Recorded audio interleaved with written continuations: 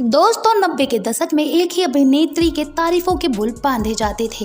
वह जब जब पर्दे पर आती तब तक लोग बेकाबू होकर आशिक आवारा की तरह गाने गाने लगते थे। हालांकि सिनेमा के पहले पर्दे पर बड़े बड़े अभिनेताओं के दिलों पर राज करने वाली यह अभिनेत्री किसी के भी नसीब में नहीं थी। आज हम आपको उस अभिनेत्री की जिंदगी के किस्सों के बारे में बताने जा रहे हैं जो किसी जमाने में देवी की तरह पूजी जाती थी। हालांकि एक गलती ने उनकी पूरी फैन फॉलोइंग खत्म कर दी और जब वर्षों बाद वह सामने आई तो उन्हें साध्वी के रूप में देखकर सभी चौंक गए।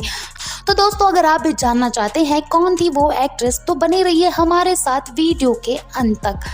दोस्तों 90 के दशक में अपने हुस्न के जाल में बड़े बड़े अभिनेताओं से लेकर फैंस को फंसाने वाली ममता कुलकर्णी को सिनेमा की दुनिया में लाने वाली उनकी मां थी। अखबार में एक विज्ञापन को देखकर ममता की मां जब उन्हें ऑडिशन के लिए लेकर आई तभी से उन्हें मॉडलिंग के ऑफर मिलने लगे। मॉडलिंग की दुनिया में कदम रखते ही वह सिनेमा की दुनिया में लोगों के बीच छाने लगी। साल 1991 में ममता को पहली बार बड़े पर्दे पर साउथ फिल्म ननबारगल में देखा गया था। अगले ही साल उन्होंने बॉलीवुड में डेब्यू भी किया। हालांकि हिंदी सिनेमा में उनकी शुरुआत ठंडी रही लेकिन साउथ की दूसरी ही फिल्म प्रेम सिकाराम ने ममता को दक्षिण के लोगों के बीच रातों रात स्टार बना दिया। दूसरी ही फिल्म में ममता कुलकर्णी ने साउथ में एक ऐसा फेम कमाया कि उनके हुस्न और अभिनय का जलवा लोगों के सिर चढ़कर बोल रहा था।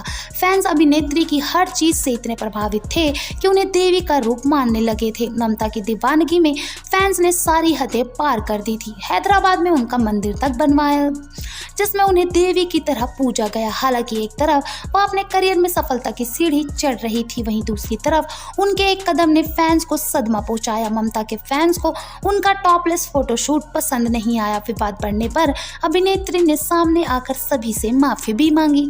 हालांकि ममता कुलकर्णी को पता नहीं था कि कुछ ही समय बाद वह ऐसी गलती करने वाली है जो उनके करियर को तबाह कर देगी। यह उस समय की बात है जब राजकुमार संतोषी ने ममता कुलकर्णी को फिल्म चाइना गेट से बाहर का रास्ता दिखाया था। ऐसा होने के बाद ममता कुलकर्णी का अंडरवर्ल्ड कनेक्शन सबके सामने आ गया क्योंकि डॉन छोटा राजन ने संतोष कुमार संतोषी को धमकी भरे कई फोन्स किए। इन धमकियों की वजह से ममता को साइन किया गया लेकिन फिल्म नहीं चली। इसके बाद अभिनेत्री ने राजकुमार संतोषी पर कई आरोप लगाए। इस सभी घटनाओं के बाद टाउन में ममता और छोटे राजन के अफेयर की खबरें आम थी लेकिन कुछ दिन बाद पता चला कि वह उनके साथ ही विक्की गोस्वामी के साथ दुबई और केन्या में है। ममता कुलकर्णी के करियर की आखिरी फिल्म कभी हम कभी तुम थी जिसके बाद वह विक्की संग रफू चक्कर हो गई। इस फिल्म के बाद से फिल्मी पर्दे से दूर हुई ममता कुलकर्णी कहाँ थी क्या कर रही थी किसी को कुछ नहीं पता था, मानो जैसे वह कहीं गायब हो गई हो। एक दिन साल 2013 में ममता ऐसे रूप में सबके सामने आई जिसको देखकर सभी के पैरों तले जमीन खिसक गई।